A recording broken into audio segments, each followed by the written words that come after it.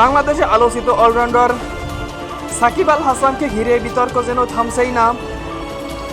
মাঠের পারফরম্যান্সের বাইরে নানা রাজনৈতিক ও ব্যক্তিগত ইস্যুতে সমালোচনার মুখে থাকা এই ক্রিকেটারকে ঘিরে এবার নতুন করে আলোচনা তৈরি করেছেন জনপ্রিয় সঙ্গীত শিল্পী আসিফ আকবর। সম্প্রতি নিজের ফেসবুক স্টোরিতে সাকিব আল হাসানের সঙ্গে তোলা একটি ছবি শেয়ার করেছেন আসিফ আকবর। ছবিটির ক্যাপশনে লেখা ছিল উইথ নবাব USA 2025। ছবিটি প্রকাশ্যে আসতেই সামাজিক যোগাযোগ মাধ্যমে প্রশ্ন উঠতে শুরু করেছে, এটা কি শুধু পুরনো স্মৃতি নাকি এর আড়ালে অন্য কোনো বার্তা রয়েছে? সমালোচকদের অনেকেই বলছেন দীর্ঘদিন ধরে বিভিন্ন বিতর্কের জড়িয়ে থাকা সাকিবের ইমেজ এমনিতেই প্রশ্নবিদ্ধ।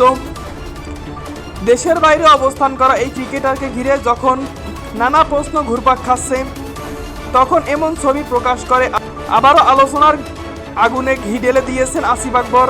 অনেকের প্রশ্ন, হঠাৎ করে এমন কেন এই স্মৃতি শেয়ার করা হলো?